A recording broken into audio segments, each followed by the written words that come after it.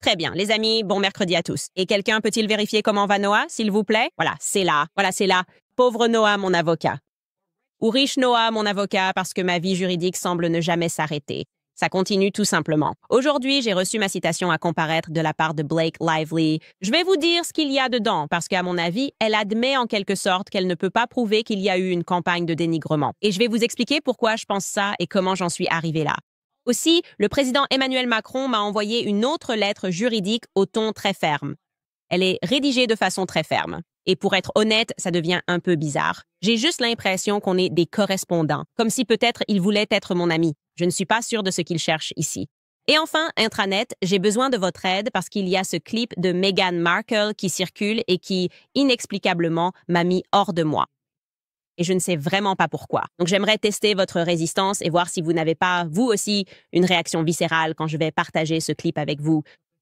Bon, les amis, amusons-nous un peu. On y retourne tout de suite.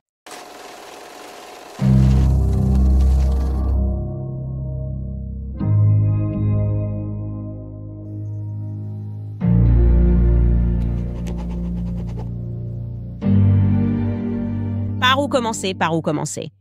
Alors, l'un d'entre vous a commenté l'épisode d'hier en disant quelque chose comme « Je me demande à quoi ressemble une journée dans la vie de Candace parce que tout a l'air tellement fou. » Et je peux vous dire vraiment qu'aucune journée ne ressemble à une autre. Ce matin, je me suis réveillée exceptionnellement tard parce que je dors avec mon bébé. Je ne suis pas médecin, ne suivez pas mes conseils, mais c'est ce que je fais. Et il a passé la pire nuit de toute sa vie. Je ne plaisante pas. Il a 9 semaines maintenant.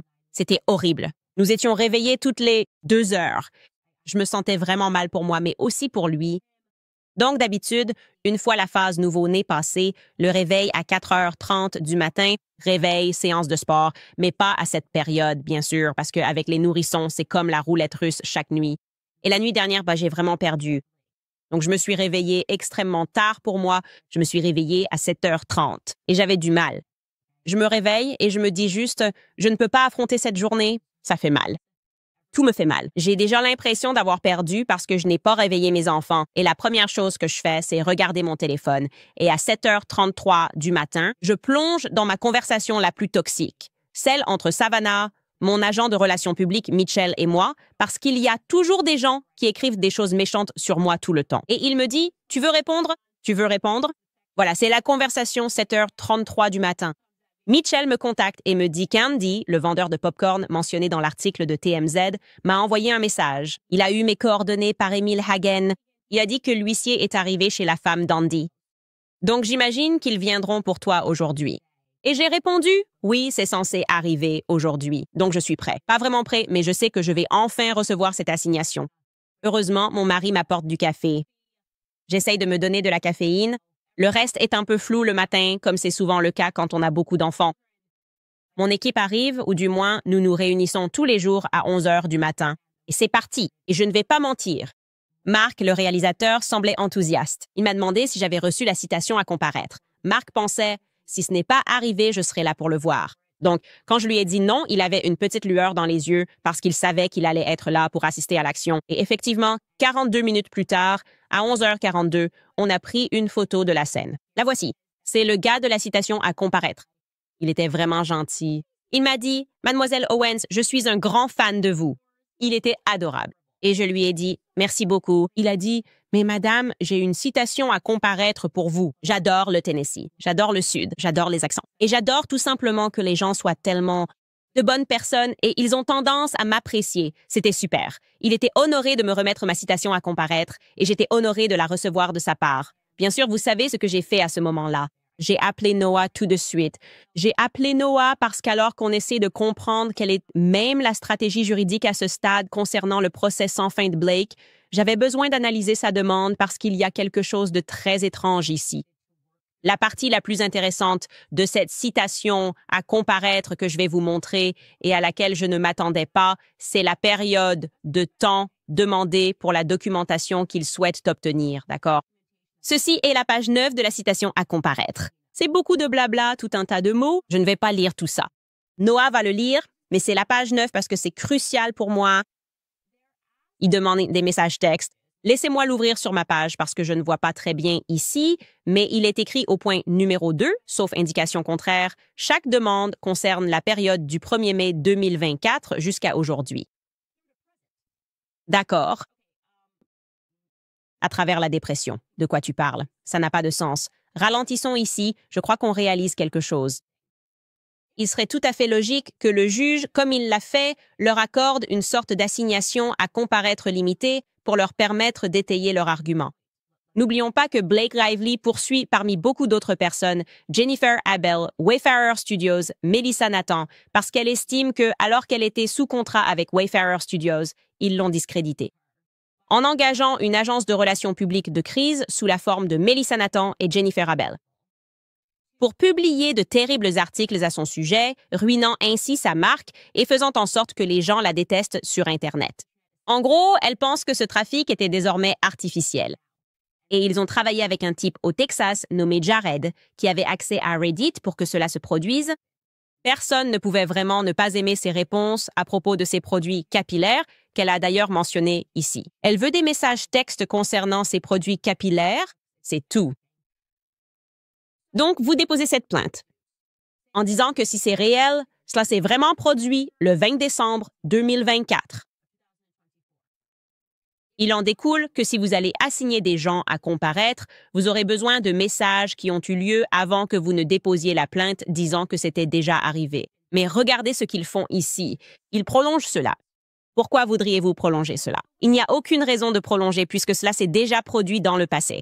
Si cela s'est produit dans le passé, cela ne peut pas être en train de se produire actuellement.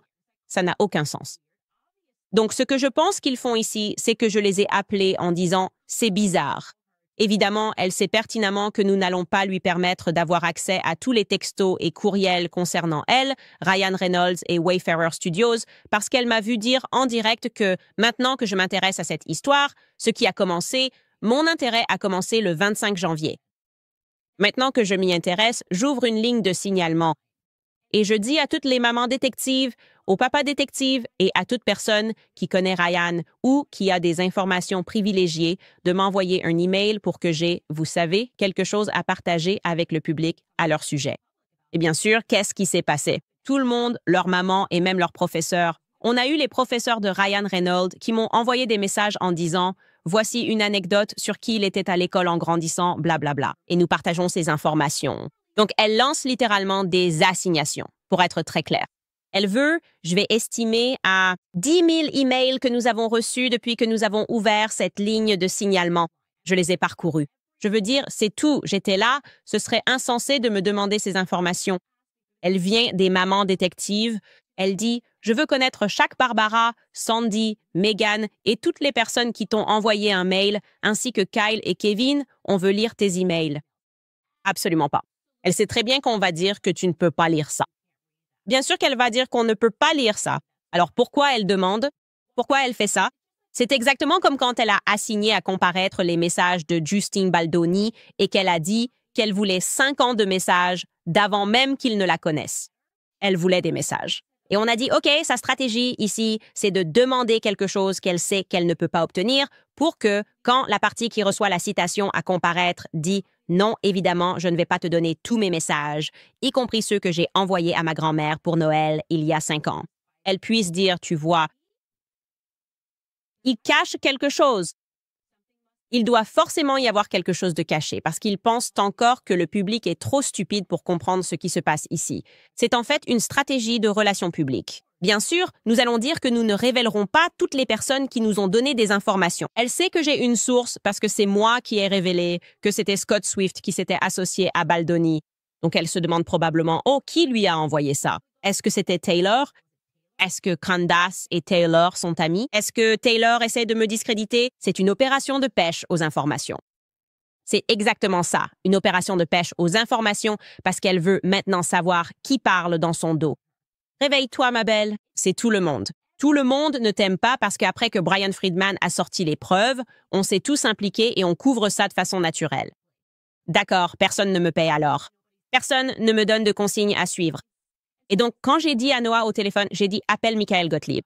C'est son avocat qui a signé ça ou qui l'a envoyé et c'est un idiot. Au fait, Michael Gottlieb, si tu regardes, sache ce que je pense. Tu es un idiot. Je vois ta stratégie depuis le début. En fait, tu es peut-être intelligent parce que tu fais juste grimper la facture ici, d'abord en envoyant cette assignation ridicule, puis en disant que tu dois en envoyer une autre. J'ai dit, dis-lui que nous fournirons volontairement toutes les informations qu'il souhaite jusqu'au moment où il a déposé sa plainte. Mais évidemment, nous allons invoquer le privilège du journaliste pour protéger nos sources concernant la façon dont nous avons obtenu des informations sur Blake Lively après le dépôt de sa plainte. Je veux dire, c'est du bon sens. Et j'ai dit, au-delà de ça, je suis même prêt à signer une déclaration sous serment disant que je ne l'ai pas fait. Qu'est-ce que tu veux? Je n'ai eu aucune communication avec aucune des parties, pas même un tiers, quelqu'un lié à une partie, à ma connaissance, l'année dernière en 2024. Je t'ai couvert pendant environ 5 minutes sur toute l'année 2024. Alors, qu'est-ce que tu essayes de prouver ici? S'il y a une campagne de diffamation contre toi en ce moment, oui, on a tous lu tes propos. On a lu tes messages. On a lu tes Khaleesi Dragons et on est un peu écœuré par la façon dont tu as harcelé Justin Baldoni. On l'a lu et on se sent concerné par cette affaire. Et on s'unit d'une manière que tous les parents, mères, femmes et enfants qui suivent cette histoire veulent simplement que justice soit rendue à Justin Baldoni. Mais nous ne faisons pas partie de la campagne de diffamation. C'est en dehors. Tu m'as entendu le dire en direct. Envoie-moi des infos. Je veux les détails. Steph, qui veut les détails, veut vraiment les détails. Tu m'as entendu en direct jouer à Steph, qui veut les détails. Tu m'as entendu en direct parler d'autres TikTokers avec qui on a communiqué en essayant de rassembler autant d'informations et de tuyaux sur toi qu'on pouvait trouver. Donc c'est brouillon. Je pense que la stratégie juridique, c'est de faire semblant, d'amener des gens comme moi et Steph qui veut les détails à dire « on ne donne pas ces informations ». Comme ça, ils peuvent dire « regardez, il se passe quelque chose ». Encore une fois, je respecterai votre assignation à comparaître en ce qui concerne tout ce qui s'est passé avant que vous ne déposiez votre plainte, mais vous n'aurez pas accès à 10 000 emails pour votre pêche aux informations afin de découvrir qui m'a informé à propos de Scott Swift. C'est ridicule, d'accord? Donc c'est ce qu'elle fait. C'est ça, en fait. Et j'ai dit à mon mari, on peut publier toute cette assignation à comparaître pour que vous puissiez la lire sur le site de Candace Owens. Et ce ne sera pas la seule qui s'y trouvera parce que maintenant, on change de sujet et c'est incroyable. Je suis très fière de moi ici. Donc, lundi, évidemment, on a lâché une bombe sur la France parce que, comme je l'ai appris du président Trump, si tu veux la paix, il faut d'abord larguer quelques bombes. Non, il suffit de larguer quelques bombes, puis de dire « j'appelle à la paix ». Et d'ailleurs, ça a l'air d'avoir marché. La paix par la force. Parce que le résultat de l'épisode de lundi a été franchement fantastique. Ils vont nous effacer des livres d'histoire. Ils vont dire « oh, ce n'était pas à cause de vous. Ce n'était pas à cause de votre podcast ou de vos auditeurs. » Ils vont nous effacer, les gars. Mais nous, on sait ce qu'on sait. On ne sait pas, non, mais on sait, d'accord? Parce que dès le lendemain, après que des millions de personnes dans le monde entier ont découvert sa remarquable lâcheté, l'idée qu'il irait voir Trump pour lui demander de me faire arrêter de parler du pénis de sa femme et d'essayer de relier ça, d'une manière ou d'une autre, à la paix entre la Russie et l'Ukraine. Pour ceux d'entre vous qui se demandent comment ça fonctionnerait, l'OTAN, évidemment. Il essayait d'orchestrer quelque chose via l'OTAN, ce qui nécessiterait la signature d'Emmanuel Macron. Et vous n'allez jamais deviner ce qui s'est passé le lendemain même de notre épisode. Les tensions se sont apaisées. Emmanuel Macron a appelé Vladimir Poutine. Regardez ce titre, c'est dans Reuters. Poutine et Macron discutent de l'Iran et de l'Ukraine lors de leur premier appel en près de 3 ans. Et ça, mes amis, comme je l'ai dit, ils vont nous effacer de l'histoire et prétendre que ce n'est pas la raison pour laquelle il l'a fait. Bien sûr que si. Voici le contexte, juste pour que vous sachiez. Il se trouve qu'Emmanuel Macron, dont je parle, déteste Vladimir Poutine parce qu'il y a 3 ans, il a eu une conversation avec Poutine qu'il pensait privée. Et Poutine l'a exposée publiquement. Il l'a enregistré en secret et l'a exposé publiquement parce que, vous savez, Macron agit toujours en coulisses, pas comme le Macron devant les caméras. Et Poutine voulait prouver un point. Et Macron a été furieux de cela. Il a donc coupé toute communication avec Vladimir Poutine, ce qui explique que, même pour rouvrir le dialogue, Trump a dû essayer de négocier cette paix lors de cette conversation. Donc, soudainement, on publie nos informations le lundi et dès le lendemain matin, évidemment, un peu de gestion de crise en relations publiques. Oh là là! Maintenant, les gens savent à quel point je peux être mesquin. Et tout à coup, il dit « OK, je suis prêt à parler à Poutine et à le rendre public. » Regardez comme je suis présidentielle, regardez-moi, je suis incroyable. Et je pense que c'est un peu de la communication, mais je trouve que c'est bien que les tensions se soient apaisées et qu'ils aient cette discussion. On pourrait penser que Macron m'aurait été reconnaissant d'avoir fait l'épisode de lundi, car je lui aurais donné un petit coup de pied au derrière pour qu'il fasse enfin quelque chose qui aurait dû être fait depuis longtemps pour entreprendre une action diplomatique. Si vous êtes réellement soucieux de la paix, vous ne vous accrochez pas à ces petits griefs insignifiants. Mais non, non, non. Comment Macron compte-t-il dédommager Candace Owens avec une autre lettre d'avocat?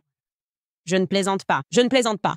Personne ne dit que nous n'avons rien reçu. Je me dis, vous plaisantez, j'espère. Et celle-ci part vraiment dans tous les sens. D'accord. C'est d'abord au niveau du contenu même de la lettre. Ils écrivent, pour la toute première fois d'ailleurs. Elle n'est pas une parente de sang du président Macron. Ils disent qu'ils ont affirmé cela le 3 février. Vous avez accès à cette lettre d'avocat. Et celle du 3 décembre est la première que nous avons reçue avant toute communication de notre part. Donc c'est tout simplement un mensonge et un paragraphe étrange. Et bien sûr, ils ne répondent à aucune de nos questions précises, notamment celle sur une éventuelle transition. Mais ensuite, ils énumèrent, et c'est littéralement une annexe de déclaration que j'ai faite en ligne. Vous pouvez commencer à faire défiler tout cela. Rien de tout cela n'est diffamatoire aux États-Unis. Rien de tout cela n'est diffamatoire aux États-Unis. C'est étrange, c'est une lettre bizarre. Nous allons la publier sur CandaceSomance.com pour que vous puissiez la lire. Mais je veux juste lire quelques points parce qu'on se demande, qu'insinuez-vous ici? Vous ne pouvez pas dire que le fait que je tweete « Hey les gars, regardez cet épisode, remets-le à l'écran, Skylar ». Et les gars, est-ce que vous voulez regarder cet épisode? Ce n'est pas de la diffamation. Regardons ce point-là. Si c'est vraiment toi, Brigitte Macron, et que tu n'as pas pris l'identité de ta sœur, si c'est vraiment toi, point de suspension, ce n'est même pas un peu de la diffamation. C'est vraiment étrange. Brigitte Macron peut-être et Jean-Michel Trogneux. Ce n'est pas de la diffamation. Qui es-tu vraiment? Et quelle est ta relation avec Emmanuel Macron? Ce n'est pas de la diffamation. C'est au-delà de bizarre. On dirait une dissertation sur mes tweets et un point de mon épisode. Et ils m'envoient ce que j'ai dit, comme si j'avais Alzheimer. Et ils essayent de me rappeler ce que j'ai dit. Et c'est étrange parce que, encore une fois, on a déjà répliqué fermement en disant qu'on ne rentrera pas dans leur rang. On a dit « Déposez vos plaintes, mon ami. Nous aimerions vous y contraindre. Nous aimerions vous obliger à répondre à ces questions, non seulement au nom des citoyens français qui connaissent tous la vérité, mais aussi au nom de l'Amérique qui connaît la vérité et du monde entier qui a suivi cette série. Ce n'est pas difficile. Les procès sont utiles parce qu'ils permettent d'accéder à la procédure de découverte, car on ne peut pas simplement dire « Elle a toujours été une femme et nous n'avons pas à nous abaisser ». C'est ce qu'elle a dit dans cette première lettre du 3 février. Nous n'avons même pas besoin de nous abaisser à répondre à votre question, parce qu'elle sait qu'elle a toujours été une femme. Ce n'est pas comme ça que ça fonctionne. On vous demande juste, par exemple, une photo de classe. Je ne sais pas. N'importe quand, par exemple, des photos de classe, des photos d'elle au lycée, n'importe quoi avant qu'elle ne rencontre Emmanuel Macron. Pour que nous puissions étayer ces affirmations, nous avons proposé de venir vous interviewer. Cette offre tient toujours. Nous aimerions que vous déclariez officiellement que vous êtes née femme. Pourriez-vous simplement faire cette déclaration et dire, sans aucun doute, que vous êtes née femme biologique? Pouvez-vous nous dire où se trouve Jean-Michel Trogneux? Vous ne voulez répondre à rien. Et vous m'envoyez juste une dissertation sur mes tweets. C'est vraiment, vraiment bizarre. Et si vous continuez à m'envoyer ces lettres, en quoi ne sommes-nous pas des correspondants? Peut-être commencer par dire « Salut Candice, comment ça va? Comment va le bébé? Comment va l'enfant? Comment va le mari? Vous venez d'avoir un bébé. Vous savez, comment vous sentez-vous? Je ne sais pas. » C'est étrange comme sensation. Je ne sais pas quoi penser de ces lettres répétées alors que nous avons déjà répondu en disant « Jouons le jeu », comme quand je sais que j'ai raison. Vérifiez mon parcours, je veux jouer le jeu. Venez dans le Tennessee, et ils font ça aussi. Et comme je l'ai dit, il se peut que ce soit le cabinet d'avocats qui gonfle la facture, prend leur argent et leur ment sur ce que signifie la diffamation en Amérique, leur ment parce qu'ils ont une période de 6 mois avant de pouvoir déposer une plainte pour diffamation. Il y a certaines plaintes qui commencent en janvier. Ça veut dire qu'il vous reste 20 jours. Nous allons déposer une plainte. Donc c'est peut-être ça. Peut-être que c'est ce cabinet d'avocats qui agit de façon douteuse et qui fait grimper la facture. Et qui fait semblant de communiquer des informations, tout en sachant qu'ils n'obtiennent aucune réponse à ces questions de la part de Brigitte, parce qu'ils ne veulent pas répondre aux questions, parce que les réponses, eh bien, je pense que si elles répondaient aux questions, cela signifierait que j'ai dit la vérité sur tout, tu vois? Donc c'est étrange. C'est comme si je jouais à un jeu de relations publiques. Tout le monde joue un jeu de relations publiques et personne ne veut vraiment suivre le processus légal de façon légitime pour savoir qui dit la vérité et qui ment. Et en parlant de mensonges, d'ailleurs, j'ai vu que certaines personnes sur Internet, c'est tellement étrange pour moi. Ils pensaient que j'avais menti à propos de l'appel téléphonique avec Trump. C'est vrai que j'ai un peu préparé le terrain en disant « Vous n'allez jamais me croire ». Mais une fois que j'ai raconté l'histoire, bien sûr, je m'attendais à ce que vous me croyiez, parce que ce serait complètement fou si je disais « J'ai parlé à Trump au téléphone à propos du pénis de Brigitte Macron ». Et j'aurais naturellement pensé que Trump réagirait tout de suite en disant « Elle, c'est des fake news ». C'est des fake news. Ça n'est pas arrivé. Trump est le roi pour dénoncer les fake news.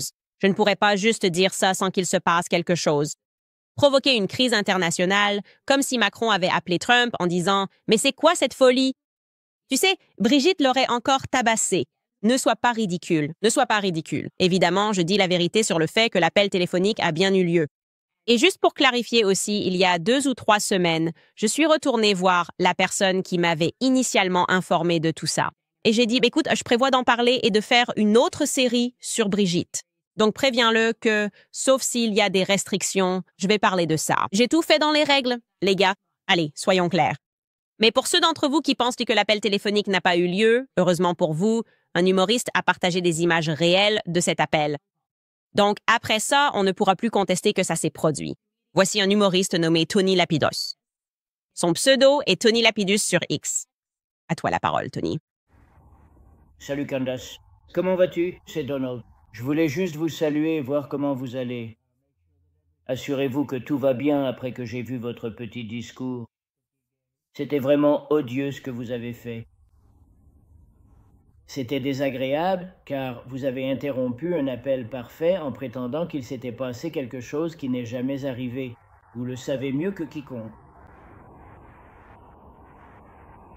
Ouais, c'est exactement de cela que je voulais vous parler, pour être franc. Je me demandais si vous pourriez me rendre un petit service et peut-être la fermer tout simplement. À propos de la femme de Macron, pourriez-vous faire cela? Pourriez-vous faire cela pour moi, s'il vous plaît?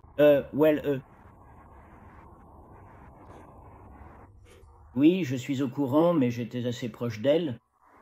Et je n'ai jamais vu d'homme. J'ai vu quelque chose dans son pantalon, mais je ne sais pas ce que c'était. Je veux dire, c'est possible. Et si c'était le cas, je te tiendrai au courant dans environ 2 semaines. Mais pour l'instant, tu pourrais juste la fermer à ce sujet, parce que je suis en pleine négociation avec Macron pour mettre fin à la guerre en Ukraine. J'ai promis que ce serait terminé en 24 heures, et c'est un peu en retard. Mais je suis en pleine négociation, alors j'apprécierais que tu arrêtes d'en parler. Ce serait adorable. Merci beaucoup. Au fait, Macron avait un peu de pellicule sur l'épaule, mais ce n'est pas la première fois. Ouais, si tu veux, comme petite récompense, je viendrai quand tu montreras. Tu sais, je suis excellent pour l'audience. Mais si tu continues comme ça, tu commences à ressembler à ton ami un peu cinglé, Tucker Carlson. Et sauf que toi, tu seras des bonbons cinglés. Tu veux qu'on te connaisse comme les bonbons cinglés? Je ne crois pas. Voilà. OK, c'était indiscutable. Indiscutable que ça a vraiment eu lieu.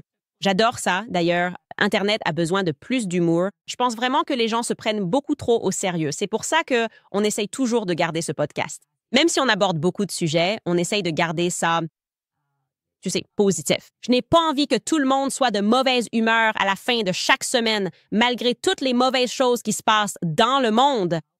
Bref, j'ai besoin de ton aide à propos de Meghan Markle. Je pourrais aussi avoir le temps de parler de l'opération Mocking Pastor.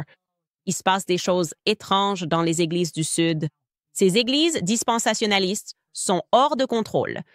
On devrait aussi en parler. On verra ce qu'on aura le temps d'aborder. Mais d'abord, je veux vous parler de Riverbend Ranch. Je vous en ai déjà parlé. Si vous n'en avez pas encore entendu parler, il est temps que ce soit le cas parce que leur bœuf a plus de saveur et de tendreté que n'importe quel autre bœuf que j'ai jamais goûté. Le troupeau d'Angus du Riverbend Ranch n'est pas un troupeau Angus ordinaire. Il y a 35 ans, en utilisant la technologie des ultrasons, d'ailleurs, le propriétaire du Riverbend Ranch a commencé à parcourir le pays pour identifier des vaches Angus de race pure spécifiques qui, génétiquement, produisent un niveau de persillage et de tendreté bien supérieur à celui des Angus ordinaires. Après plus de 30 ans de sélection et d'élevage minutieux, Riverbend Ranch a développé une viande de bœuf qui se distingue par une saveur et une tendreté supérieures. Ils sont fiers du traitement humain de leur troupeau. Le bétail passe ses journées dans les prairies des montagnes d'Idaho et du Wyoming, élevé sans hormones de croissance artificielle ni antibiotiques. Cette viande de bœuf haut de gamme est maturée 21 jours. Je veux dire, c'est vraiment du vrai bœuf américain. C'est fantastique. Né en Amérique, élevé en Amérique et transformé en Amérique, leur bœuf est expédié directement du ranch à votre domicile. Vous devez absolument l'essayer. J'ai déjà lancé un défi aux amateurs de steak. Je suis un amateur de steak. Trouvez-vous un meilleur ribeye? Comme je l'ai dit, identifiez-moi sur Instagram. Et si vous me dites que vous pouvez trouver un meilleur ribeye, je serai choquée parce que j'ai été moi-même surpris par sa délicieuse saveur. Donc, en ce moment, si vous utilisez mon code promo Candice lors du paiement, vous bénéficierez de 20 $ de réduction sur votre première commande. Croyez-moi, vous allez être très impressionné. Rendez-vous sur riverbendranch.com, code promo Candice.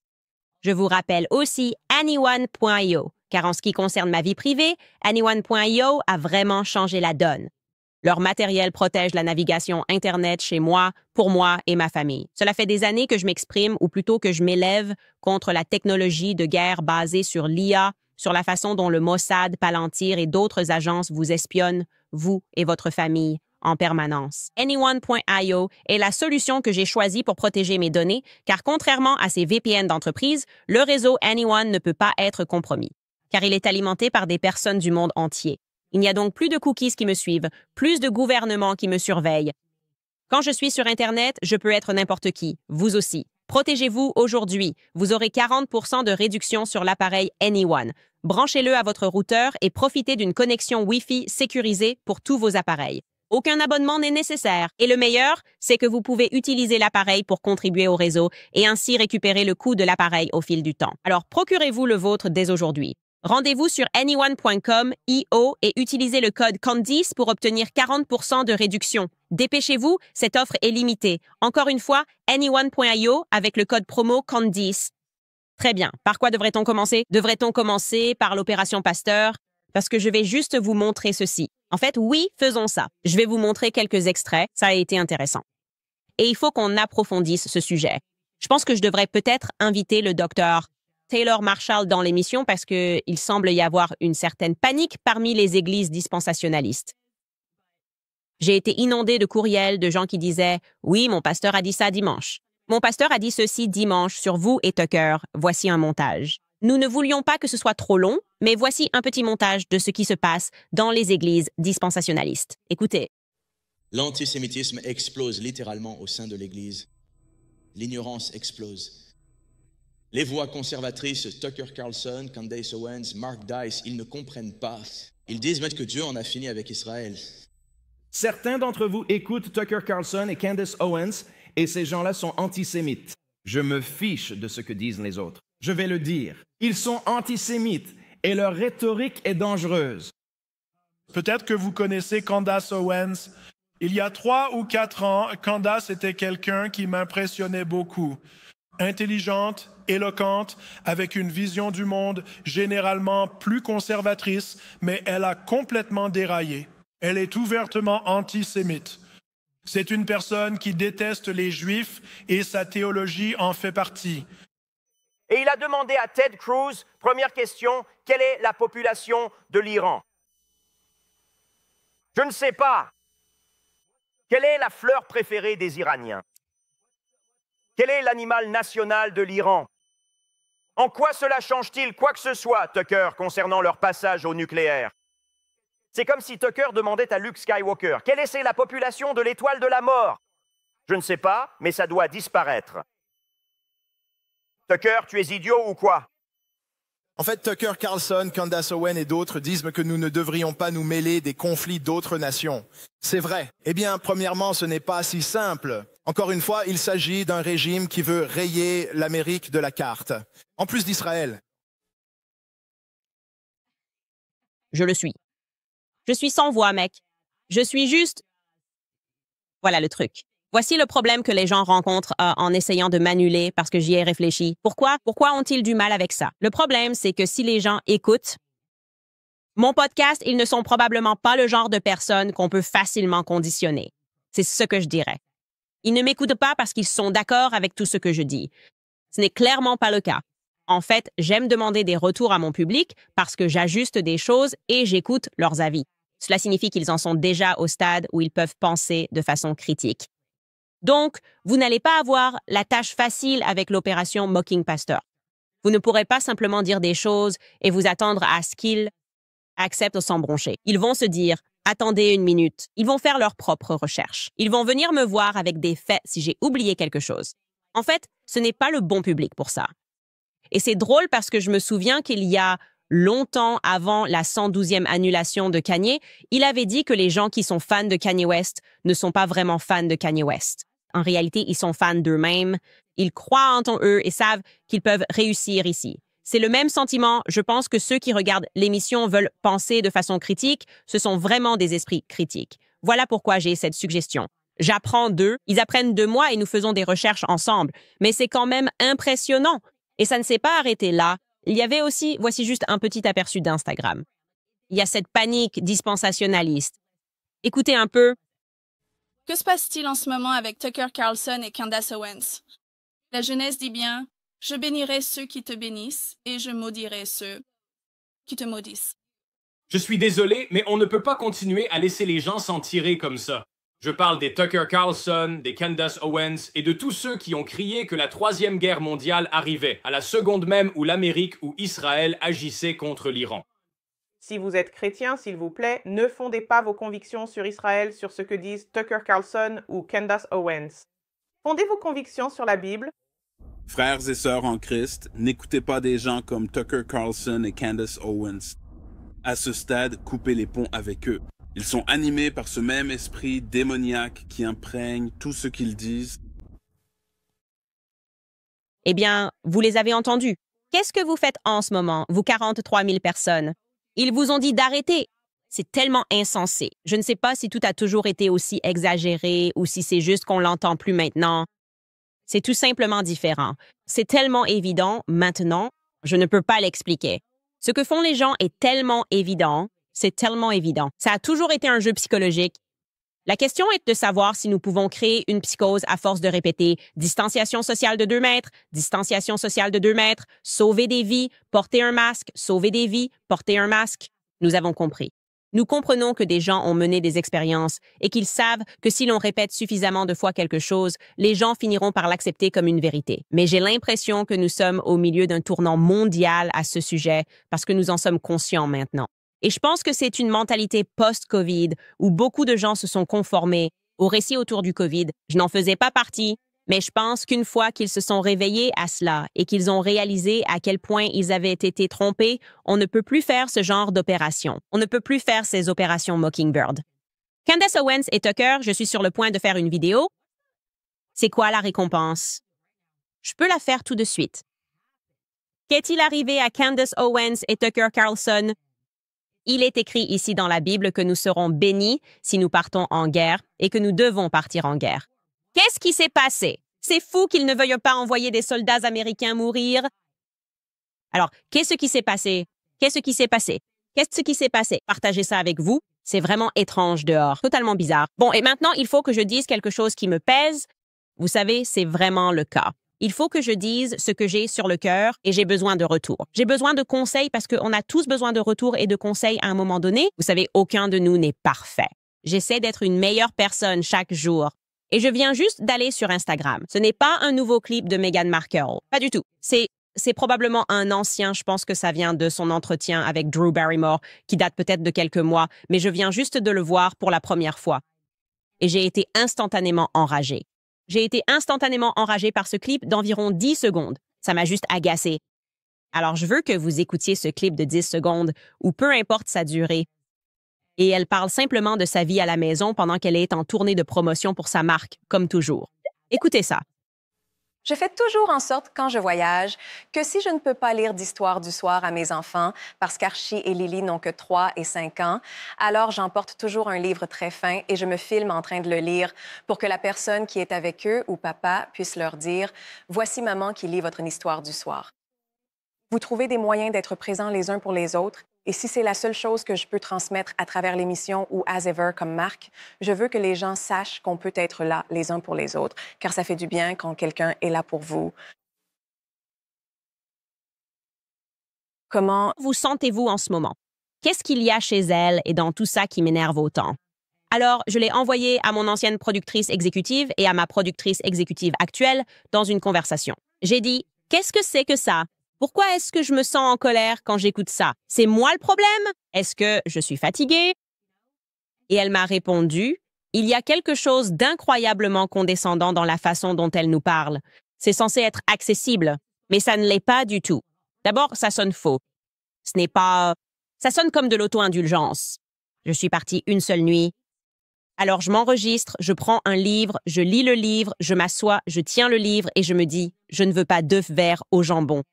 Je ne les aime pas, Sam. C'est moi. En voudrais-tu dans le noir? En voudrais-tu dans le parc?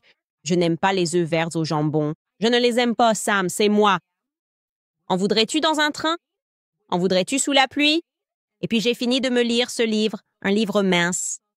Et ensuite, je l'envoie à mon mari qui s'occupe du coucher parce que c'est normal. Pop, pop, pop est au lit avec les enfants. C'est normal. Et je dis, montre-leur la vidéo de moi en train de lire le livre au lieu que tu sois juste un papa qui lit le livre. Ça m'agace.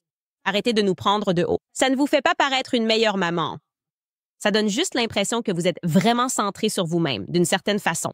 Ce n'est tout simplement pas nécessaire. C'est agaçant pour vos enfants qui ont 3 et 5 ans et qui, du coup, n'ont pas la capacité d'attention pour regarder maman lire un livre pendant que papa est là.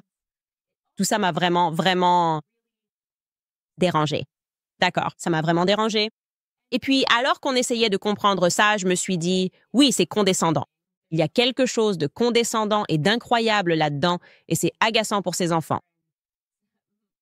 Skylar m'a fait remarquer que Tim Dillon a fait ce passage et, juste pour vous prévenir, il va dire le mot en B 2 fois. J'essaie d'éviter de vous faire entendre des gros mots, mais il l'a décrit très bien. Et il fait cela en s'intéressant à Meghan, qui, comme toujours, est en train d'avoir une conversation, mais il y a un sous-entendu dans tout ce qu'elle dit.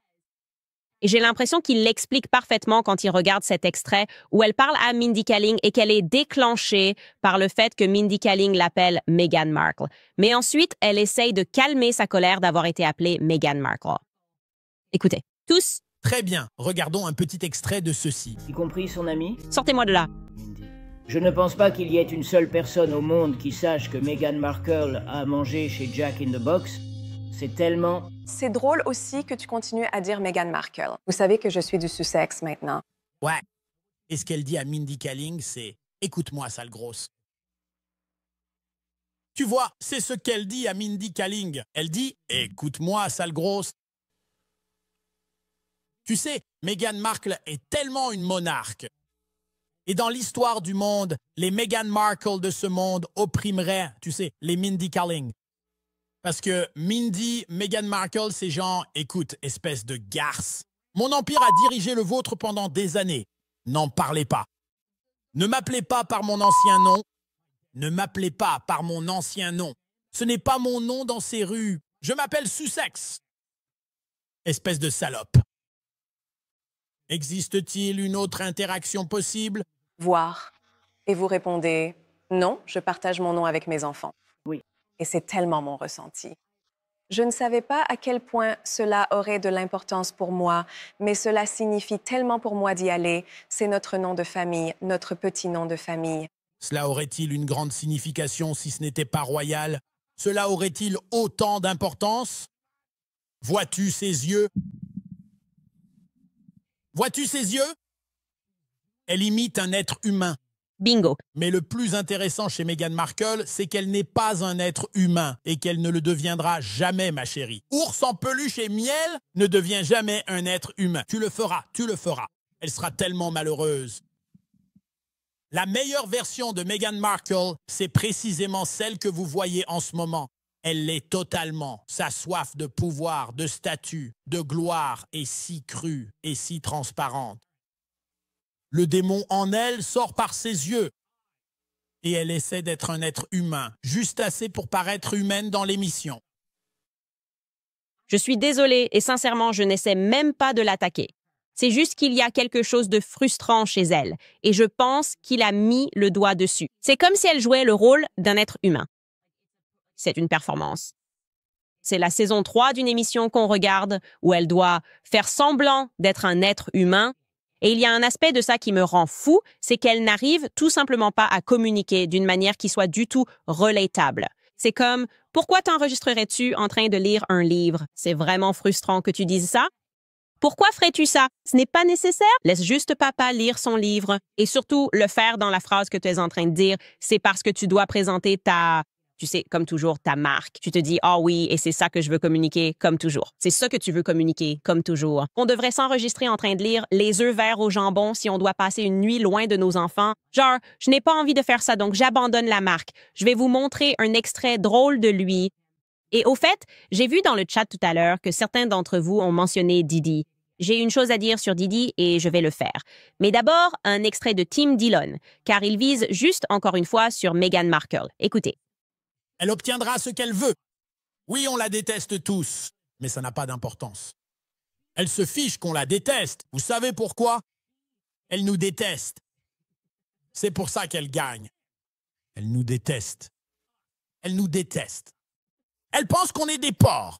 On est dégoûtants. On ne sait pas se servir de couvert. Elle pense qu'on fait tous le Sieg Heil dans notre jardin. On n'est qu'une bande de gros nazis. On ne sait même pas faire un cupcake digne de ce nom. Elle nous déteste. Elle pense qu'on est des porcs. Ouais, je pense qu'elle me déteste aussi et c'est ça qui rend la chose acceptable. Je crois que c'est réciproque. Comme s'il y avait quelque chose entre nous. Je ne sais pas, il y a quelque chose. D'accord. Pour ceux qui parlent de l'affaire Didi, je l'ai déjà dit, c'est un procès spectacle, donc je ne l'ai pas couvert. C'est évident, c'est un procès de spectacle. On n'a pas eu Christina Karam, Lucy Grange, ni les dirigeants d'Universal. Si vous lisez les procès de Little Rod, Didi n'était pas au sommet de la pyramide. D'accord. Et ça donnait l'impression que c'était une opération fédérale. Et donc, c'était un procès spectacle parce que les fédéraux ne révéleront jamais les fédéraux qui contrôlent une opération.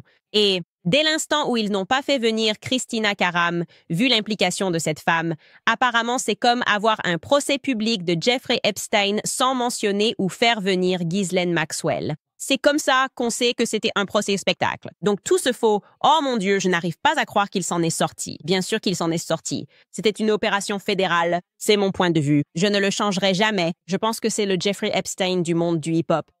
Il faisait ce qu'il était censé faire et ce qu'on lui disait de faire. Et on n'aura jamais aucune information parce que maintenant tout le monde a eu son procès spectacle et il y a des gens dans la rue qui se versent de l'huile pour bébé sur eux-mêmes. Je ne plaisante pas. Ses fans et ses soutiens, pour montrer leur soutien, c'est dégoûtant. Je ris juste de l'état de l'humanité aujourd'hui. Et je demande peut-être un redémarrage. On a juste besoin de réinitialiser l'humanité, comme revenir aux paramètres d'usine, ici. Parce que des femmes sont dans la rue en train de se verser de l'huile pour bébé sur elles-mêmes. Excitées. Qu'il ait été déclaré non coupable des chefs d'accusation les plus graves, des 2 plus importants. Et donc il s'agenouille et ouais, c'est juste ça, un procès spectacle. C'est censé donner à tout le monde l'impression que justice a été rendue, ou du moins qu'on a essayé de la rendre. Comme vous savez, on a fait ce qu'il fallait. On a eu un jury composé de ses pairs et ils sont revenus en disant qu'ils n'étaient pas coupables. Et puis, les fédéraux continuent de faire ce que font les fédéraux. Je crois toujours que c'est une opération de trafic de drogue. Je crois ce type qui était l'un des esclaves sexuels de Didi et qui a dit que c'était ça, que ces rappeurs reçoivent de l'argent, que les fédéraux leur en donnent, qu'ils leur fournissent ces avions, qu'ils transportent de la drogue et qu'ils récoltent du chantage. Donc, je ne m'intéresse pas au procès spectacle. Je ne veux pas faire semblant que c'était un vrai procès. Voilà mon dernier point sur ce sujet. Bon, avant de répondre à vos commentaires, je vous rappelle l'existence de Pat Most, car mon site web, canitons.com, est accessible dès maintenant si vous souhaitez lire l'intégralité du courriel d'Emmanuel Macron. Je n'ai pas voulu lire parce que c'est long et décousu et que ça ne veut rien dire. Mais elle figure sur notre site web. Boum, la lettre de Macron. Vous pouvez vérifier. Nous avons refondu notre site web cette année grâce à l'équipe de Patmos. Patmos est l'alternative la plus fiable aux grands hébergeurs, avec plusieurs centres de données et un service client basé aux États-Unis. Patmos nous offre une valeur exceptionnelle pour nos besoins d'hébergement et de développement web. Et nous pouvons faire quelque chose d'aussi rapide comme mettre en ligne cette lettre dès que nous la recevons. Leur équipe est agréable. Leur service est excellent et leur hébergement est sécurisé. Et le meilleur dans tout ça, c'est la facture d'hébergement de leurs clients. De droit, que j'ai mis en lien dans les notes de l'émission, cela me permet d'exprimer mes opinions sans craindre d'être censuré par mon hébergeur web, qu'il soit d'accord ou non. C'est rafraîchissant de savoir qu'il existe une entreprise technologique fiable engagée pour la liberté d'expression. Des milliers d'entreprises font confiance à Patmos chaque jour pour une disponibilité garantie. De la création de sites web à l'hébergement, Patmos est le secret le mieux gardé. Découvrez pourquoi tant d'entreprises font des économies avec eux sur patmos.tech. Vous pouvez changer dès aujourd'hui. Encore une fois, patmos.tech. Je veux vous rappeler American Financing. Si vous pouviez retarder 2 paiements hypothécaires, pourquoi ne pas le faire? Imaginez mettre ces 2 paiements dans votre poche et enfin respirer. C'est possible. Si vous appelez American Financing aujourd'hui et que vous vous sentez à l'étroit à cause des dépenses comme les courses, l'essence ou les factures, sachez que vous n'êtes pas seul. La plupart des Américains mettent ces dépenses sur leur carte de crédit et il n'y a pas d'issue. American Financing peut vous montrer comment utiliser la valeur nette de votre maison pour rembourser cette dette. Appelez American Financing avant d'en arriver au point où vous ne pourrez plus payer. Leurs conseillers hypothécaires salariés aident des propriétaires comme vous à restructurer leurs prêts et à consolider leurs dettes sans frais initiaux et leurs clients économisent en moyenne 800 $ par mois. C'est comme une augmentation de 10 000 $ par an. C'est rapide, c'est simple. Cela peut sauver votre budget cet été. N'attendez plus. Appelez American Financing aujourd'hui. Le numéro est le 807 95 12 10. Encore une fois, c'est le 807 95 12 10. Ou rendez-vous sur americanfinancing.net, Owens. C'est americanfinancing.net, Owens. Très bien. Passons à vos commentaires. Pour commencer, nous avons William. Il écrit « Oh mon Dieu, j'ai vérifié mon calendrier. Il est temps de rejoindre le fan club de Candace Owens. » Au fait, si vous voulez rejoindre le club de lecture mardi, nous continuerons à lire le livre Hollywood Babylon. Je pense qu'on va d'ailleurs bientôt terminer ce livre. Et puis, si vous allez sur le site web, un nouvel épisode de Shot in the Dark est également disponible. Cette fois, on parle des vaccins qu'on vous demande de prendre pendant la grossesse, ce qui est absurde. Maintenant, c'est censé protéger le bébé. Ça devient fou. J'en ai marre de Big Pharma. Un clin d'œil à RFK qui vient de passer chez Tucker Carlson et a révélé un fait sur l'autisme et une étude.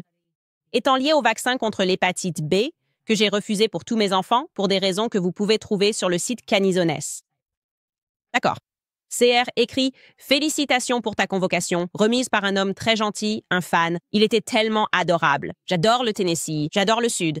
J'aime ces gens. » Ben écrit « As-tu envisagé d'inviter John Lennox dans ton émission pour discuter du christianisme? » Aussi, que penses-tu de cette tendance de pourrissement du cerveau des enfants qui sévit sur Internet? Je dois être vieux. Je ne sais pas ce que c'est. Et je suppose que je dois être vieux aussi. Donc, je vais devoir découvrir exactement ce que c'est. Je suis ouverte à discuter. En fait, je devrais participer à beaucoup de podcasts. Il y a tellement de gens qui ont des podcasts consacrés à la discussion de la foi. Et en ce moment, beaucoup de gens m'envoient des emails en me disant qu'ils quittent leur église parce qu'ils sont un peu, je suppose, déconcertés par les sermons qui ressemblent soudainement à Fox News. Comme si tu parlais comme Fox News quand ils essayent de convaincre les Américains qu'ils devraient partir en guerre. Si tu fais tout ton sermon, et d'ailleurs, on n'a pas juste pris des extraits rapides, mais tu peux aller regarder n'importe lequel de ces pasteurs. Tout le sermon, c'est essentiellement Mark Levin sur Fox News. Et à un certain moment, ça va réveiller les gens et les amener à se demander « Qu'est-ce que je suis en train d'écouter ici? Ce n'est pas ce que je devrais entendre à l'église. Quand j'y vais, jamais de toute ma vie je n'aurais entendu mon prêtre dire quoi que ce soit d'ouvertement politique. » Quand on reçoit l'homélie, donc c'est très étrange, c'est clairement un moment particulier. Et j'aimerais contribuer à cette conversation en allant sur d'autres podcasts de personnes bien plus intelligentes que moi, qui sont catholiques depuis bien plus longtemps, et de personnes qui sont théologiens bien plus brillants et profonds sur l'histoire de l'Église et des pères de l'Église. Donc oui, la réponse est que j'aimerais faire cela. Et je considérerais tout le monde. Art écrit « Travailler dans le renseignement et soutenir les opérations spéciales ». Le livre que les psyopes utilisent comme manuel d'influence est « Influence » de Rob Cialdini. Rob Cialdini s'écrit C-I-A-L-D-I-N-I, pour ceux qui écoutent ceci. Et il continue, et ses influenceurs utilisent un cadre directement tiré de ce livre. Oui, il s'agit bien d'un livre de psychologie que mon producteur est en train d'écrire et qui a été publié en 1984. Quelle époque! Il s'est passé quelque chose en 1984, n'est-ce pas, Robert Bay? Cialdini est professeur de psychologie à l'Université d'État de l'Arizona, donc apparemment, c'est ce que nous constatons. Et oui, on a compris, ces opérations psychologiques ne fonctionnent plus de la même façon. Ils n'atterrissent plus pareil. Je pense que cela sème la méfiance parmi ceux qui y participent. Abigator 777 demande « Les médias traditionnels sont-ils encore contrôlés par le projet Mockingbird ?» Oui, il n'a jamais été arrêté. Si c'est le cas, comment est-ce possible avec Trump et ces personnes nommées en poste? Comment se fait-il qu'ils soient encore autorisés dans la salle de presse alors qu'on sait qu'ils sont faux? Je veux dire, regardez, Trump a fait toute sa campagne en 2015 en disant « Vous êtes des fausses informations » en les dénonçant. Vous dites tous la même chose, vous propagez tous les mensonges. On le sait, indépendamment de Trump, parce qu'on l'a vu pendant le COVID, le compteur en direct des morts, comme si CNN recevait des informations en temps réel de toutes les morgues, des reportages en direct. C'est une opération psychologique qui visait à vous convaincre de vous faire vacciner. Et c'est pour ça qu'on en parle dans l'émission tous les jours, parce que je veux que les gens, en quelque sorte, il faut presque entraîner son esprit. Il faut voir ces choses-là, prendre du recul et les écouter.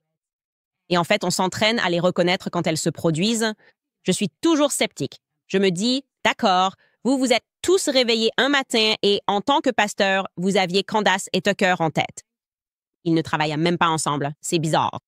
Ça n'aurait pas dû être plutôt Tucker et Ted Cruz, Tucker et Ted Cruz? C'était le moment. Mais en fait, vous en voulez un peu à tous ceux qui étaient contre la guerre. Alors, qui est derrière tout ça? On dirait que c'est peut-être la machine de guerre. Qui pourrait être derrière tout ça? C'est comme ça que mon cerveau fonctionne. Nathalie écrit « Pourquoi Meghan Markle ne ferait-elle pas un FaceTime avec ses enfants? » Merci, Nathalie. Merci. Pour moi, c'est un soulagement parce que c'est ce que j'ai dit. Je me dis, même si tu es dehors, ce que je fais, tu fais un FaceTime avec tes enfants avant qu'ils dorment. C'est ça que je veux dire. C'est comme si elle jouait à être humaine, comme si elle essayait d'être humaine.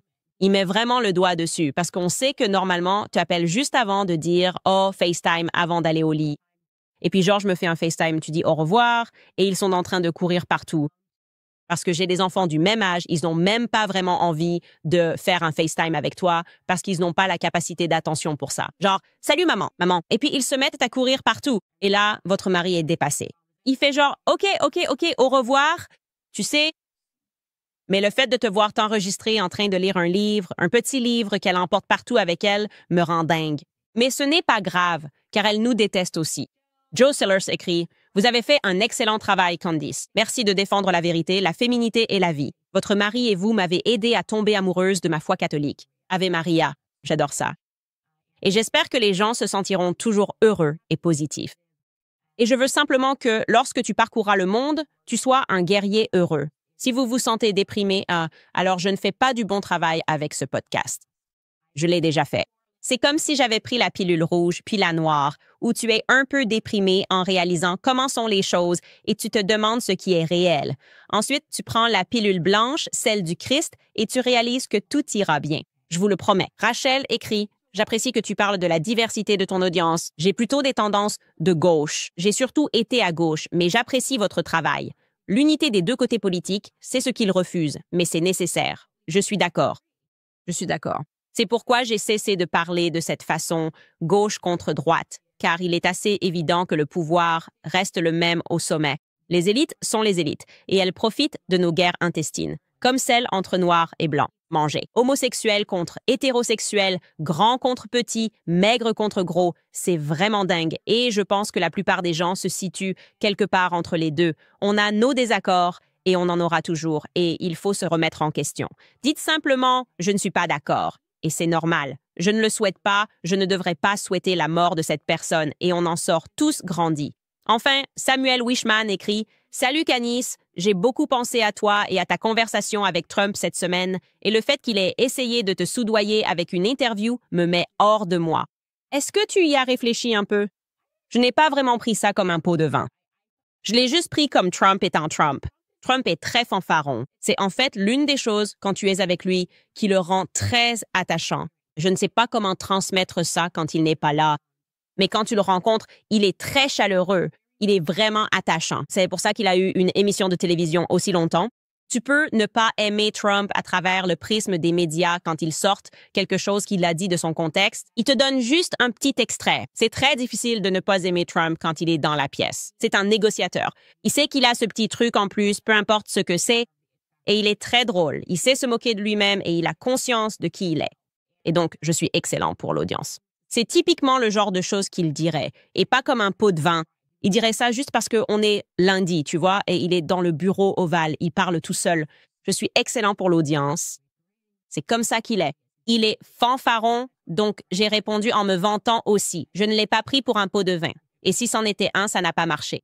Comme je l'ai dit, je suis là, j'ai accepté de faire ça pendant que tu faisais cette histoire avec l'OTAN, qui de toute façon n'a pas abouti ni fonctionné sur le long terme. Bref, je vous souhaite à tous un bon week-end du 4 juillet. On ne travaille pas demain pour le 3 juillet en vue du 4. Profitez d'un long week-end. Prenez le temps de réfléchir à certaines choses. Je suis désolée que Blake essaie de vous assigner à comparaître, mais je vous protégerai. Ne vous inquiétez pas. J'invoquerai le privilège du journaliste pour tous les messages à partir de 2025 que j'aurai reçus de mes fans ou de toute personne impliquée dans l'affaire également. Et c'est tout. Voyons si j'arrive à passer le week-end du 4 juillet, ce qui est compliqué chez moi parce que mon mari est britannique. C'est une fête très difficile. J'ai envie de fêter ça, mais il me regarde et je pense qu'il se dit que les colonies sont hors de contrôle. Il me regarde comme s'il pensait que je fais partie des colonies.